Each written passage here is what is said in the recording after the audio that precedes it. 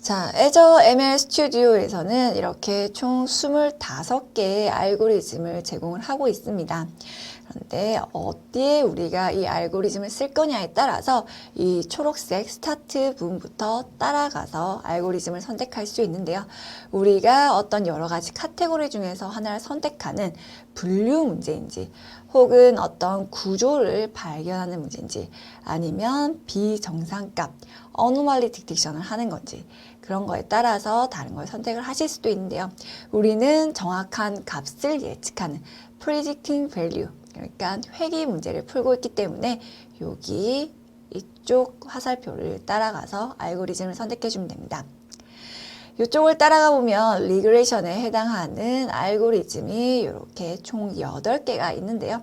이 8개 각각이 어떤 차이가 있는지, 어떤 문제를 잘 해결할 수 있는지 살펴보도록 하겠습니다. 자, 먼저 4개의 알고리즘부터 살펴보도록 하겠습니다. 첫 번째는 바로 Ordinal Regression인데요. Ordinal Regression 이름만 들으면 굉장히 낯설게 느껴집니다. 하지만 이 용어 앞쪽에 있는 Ordinal은 Order라는 단어에서 출발한 거예요. Order는 보통 순서라는 뜻을 가지고 있잖아요. 그래서 우리가 예측하고 싶은 문제가 어떤 랭킹, 순서 이런 걸 예측하고 싶을 때 쓰면 좋은 알고리즘이 바로 Ordinal Regression입니다. 그래서 예를 들자면 사용자들이 브랜드 여러 가지 중에서 어느 걸 좋아하는지 그 순서를 매긴다든지 그리고 어떤 경기나 공모전에서 누가 어떤 순서로 종료를 하게 될 건지 그런 것들을 예측하고 싶을 때 쓰는 게 바로 Ordinal Regression입니다. 다음에 두 번째, 포화송 리그레이션인데요. 포화송 리그레이션은 영어가 아닌 것 같죠? 네, 프랑스어에서 나온 거고요. 포화송이라는 수학자가 개발해낸 포화송 분포를 따르는 알고리즘이에요. 그래서 이 값은 어떤 사건이 일어날 횟수가 몇 번 정도 되느냐를 예측할 때 쓰는 알고리즘입니다. 그래서 예를 들자면 비행기를 탑승한 횟수와 지역에 따라서 감기에 걸릴 횟수가 몇 번이겠느냐, 그리고 어떤 병원에서 한 의사에게 발생할 응급 호출이 몇 회가 되겠느냐, 그런 사건의 발생 횟수, 방문 횟수 이런 것들을 파악하고 싶을 때 쓰는 게 바로 포화송 레그레이션입니다. 그래서 이 오르디널 레그레이션과 포화송 레그레이션은 순서 또는 횟수를 예측하고 싶은 거기 때문에 그 값이 절대 음수가 나올 수가 없습니다. 데이터를 준비하실 때도 양의 정수값이 들어가 있는지 잘 확인을 해 주셔야 돼요. 만약에 음의 값이 들어가 있거나 아니면 소수점 값이 들어가 있다 하면 모델은 정상적으로 학습이 되지 않아서 이상하게 값을 예측해 줄 거예요. 그리고 세 번째, 리니어 리그레션이 있는데요. 이 리니어 리그레션은 가장 일반적인 통계학 접근법이라고 생각을 하시면 돼요. 그래서 우리가 가지고 있는 데이터의 양이 적을 때 쓰면 좋고요. 만약에 좀 복잡한 문제다 한 경우에는 리니어 리그레션이 적합하지 않을 수 있습니다. 그리고 네 번째는 베이지안 리니어 리그레션입니다. 세 번째 봤던 리니어 리그레이션 앞에 베이지안이 붙었는데요. 그래서 일반적인 리그레이션 기법에 베이지안 접근법을 활용한 거라고 생각을 하시면 돼요. 우리가 일반적으로 어떤 사건이나 일이 일어나는 건 다 독립적으로 일어날 것이다 라고 생각을 하지만 베이지안 기법은 앞에서 일어났던 일이 이 이후에 일어난 일에 영향을 줄 것이다 라고 생각을 하는 거예요. 그렇기 때문에 우리가 가지고 있는 여러 개의 피처들이 서로 연관관계가 좀 있다 할 때 베이지안 리니어 리그레이션을 쓰시면 좋습니다. 그 다음에 뉴럴 네트워크 리그레이션이 있는데요. 이 뉴럴 네트워크는 인공신경망을 활용한 알고리즘이에요.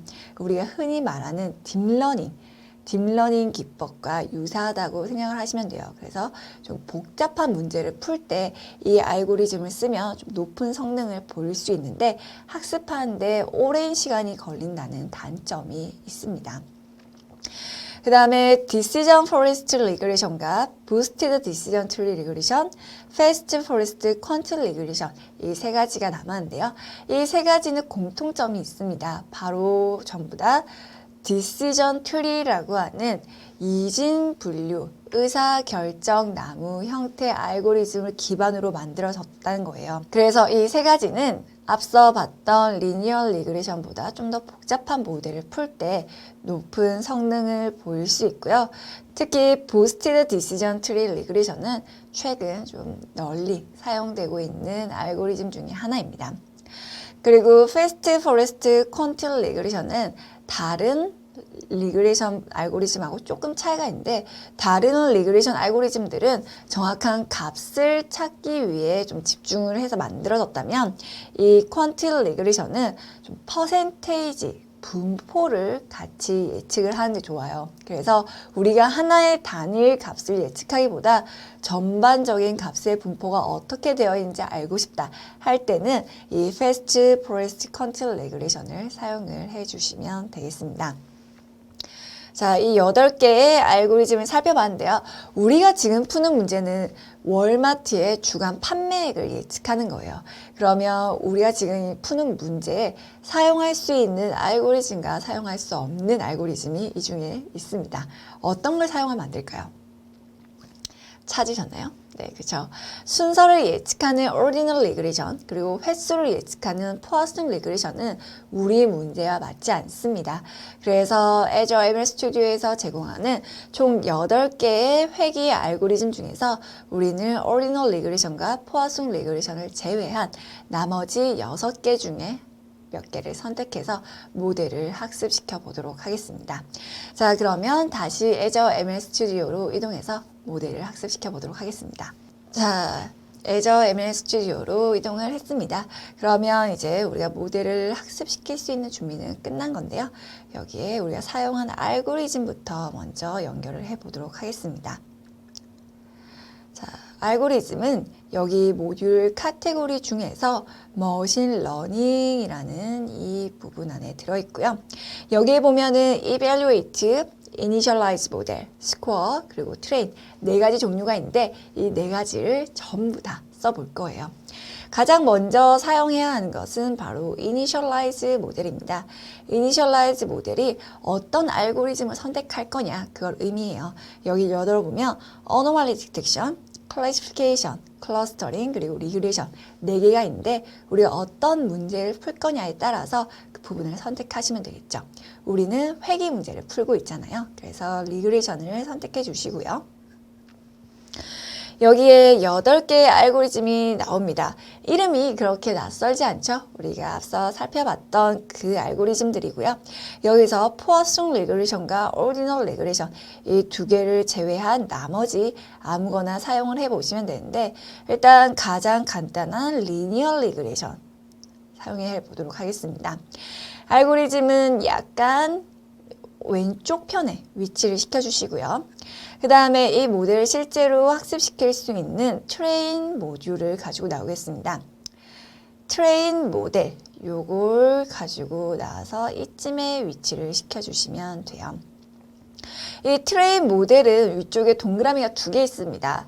왜 2개가 있냐면 한쪽으로는 어떤 알고리즘으로 학습을 시킬 건가를 받아와야 되고, 나머지 동그라미는 어떤 데이터로 학습을 시킬 거냐를 받아와야 되기 때문에 동그라미가 2개 있습니다. 각각을 연결해 볼게요. 알고리즘과 트레인 모델의 앞쪽 동그라미를 이렇게 연결을 해 주시고요. 그 다음에 스플릿 데이터의 앞쪽 동그라미 80%의 데이터를 트레인 모델의 뒤쪽 동그라미와 연결을 해주시면 됩니다.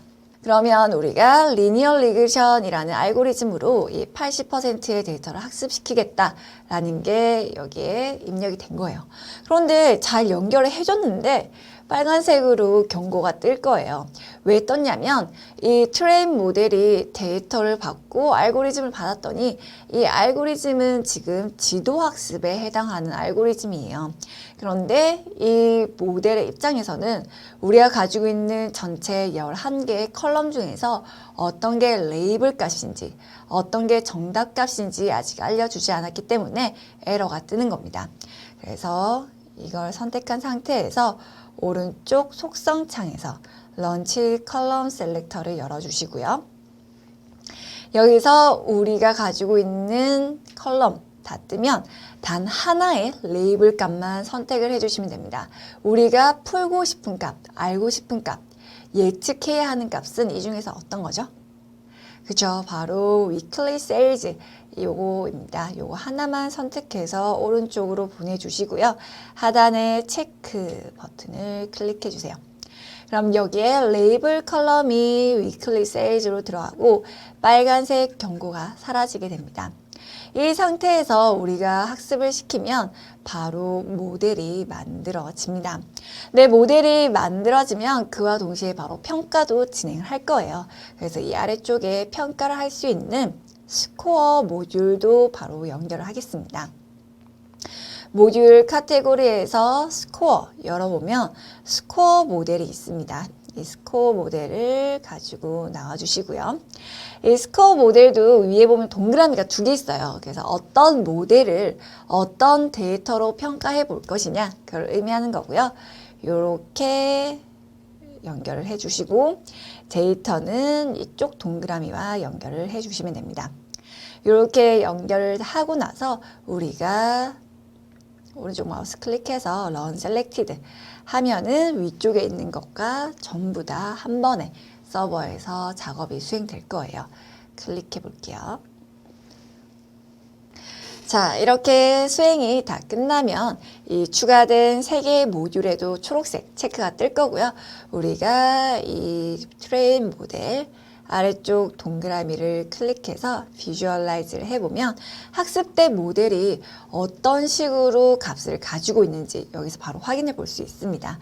여기에서 보면은 우리가 리니어 리그레서라는 알고리즘을 사용을 했고 여기 아래쪽에 피처 웨이트가 나와 있습니다. 여기에서 피처는 우리가 가지고 있는 데이터 중에서 결과값에 영향을 주는 그런 컬럼을 의미하죠. 그래서 스토어가 몇 번이냐, 어떤 타입이냐, 그 다음에 아래쪽으로 쭉 내리면 그때의 날이 휴일이었는지, 연료비가 어느 정도였는지, 그리고 실업률은 어느 정도였는지 그런 거에 따라서 각각에 맞는 웨이트 값이 나옵니다. 웨이트 값은 우리가 가중치라고 하죠. 그래서 각각의 피처가 결과값, 판매량에 얼마만큼 영향을 주느냐 하는 게 바로 여기에 계산되어 있습니다. 그래서 이 웨이트 값이 마이너스 값이면 판매액에 반비례하는 영향을 주는 거고요. 반대로 플러스 값이면은 좋은 영향을 준다는 걸 의미하겠죠. 그날이 만약에 휴일인 경우에는 플러스 영향을 주고 있는 걸 알 수 있고요. 그 다음에 퓨얼 프라이스, 연료비는 값이 더 높아짐에 따라서 가중치 값은 마이너스니까 더 반대의 영향을 준다는 걸 알 수 있습니다. 그러니까 연료비가 높아지면 판매액은 낮아지는 거죠. 그 다음에 unemployment, 실업률도 마찬가지예요. 실업률도 올라가면 판매량이 더 떨어진다는 걸 알 수 있습니다. 이런 식으로 모델이 데이터를 보고 학습을 했을 때 각각의 피처들이 결과값, 판매량에 어느 정도 영향을 미치는지 어떤 관계를 가지는지를 여기 있는 웨이트 값으로 나타내는 걸 알 수 있습니다. 그래서 모델이 이런 값으로 학습이 되어졌는데 이렇게 만들어진 모델이 정말 잘 작동을 하는지 알아보는 게 바로 이 평가하기입니다. 이 스코어 모델은 만들어진 모델과 우리가 학습할 때 보여주지 않았던 새로운 데이터를 보여주면서 이런 경우에 모델이 얼마만큼의 판매액을 예측해 주는지 알려줘 라고 하는 부분이에요. 그래서 이 스코어 모델 아래쪽 동그라미를 클릭해서 비주얼라이즈를 해보면 자, 아까 기억하시나요? 분명 컬럼이 11개 있었어요. 그런데 이제 12개로 늘어났습니다.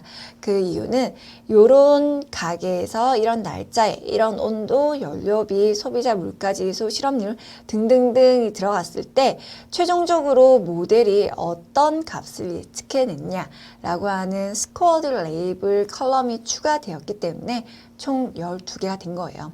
그래서 여기 있는 스코어드 레이블은 모델이 예측해낸 값이라고 생각을 하시면 됩니다. 그래서 이 앞쪽에 있는 weekly sales는 원래 가지고 있었던 실제 결과값이고요.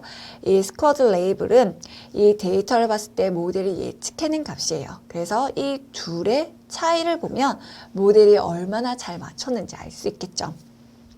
살짝 비교를 해보면 원래 데이터는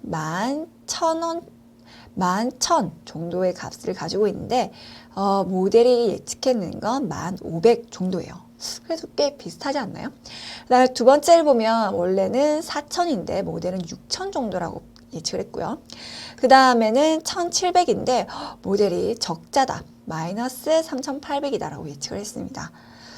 이런 식으로 값을 비교해보면 어떨 땐 좀 비슷한 것 같기도 하고 어떨 땐 좀 차이가 많이 나는 것 같기도 해요. 그런데 이렇게 그냥 값 두 개만 봐서는 이 모델이 얼마나 잘 맞췄는지 우리가 한눈에 비교하기가 어려워요. 그렇죠? 그래서 우리가 또 사용하는 모듈이 있는데 그건 바로 Evaluate 모델입니다. 스코어 모델은 말 그대로 이런 조건일 때 모델이 어떤 값을 내어주는지 그걸 확인해 보는 거고요.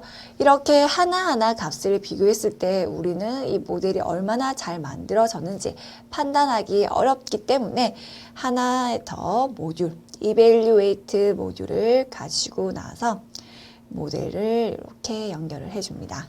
이렇게 된 상태에서 Evaluate 모델 오른쪽 마우스 클릭해서 Run Selected 해주면 위에서는 단순히 이런 조건일 때 모델이 얼마로 예측을 하느냐 이걸 봤다면 Evaluate 모델에서는 그 원래 값과 모델이 예측해 준 거 그 사이의 차이가 얼마만큼 나는지를 한 번에 계산해서 우리가 이 모델이 이 정도로 만들어졌구나 라고 판단할 수 있는 지표 모델의 매트릭을 알려주게 됩니다.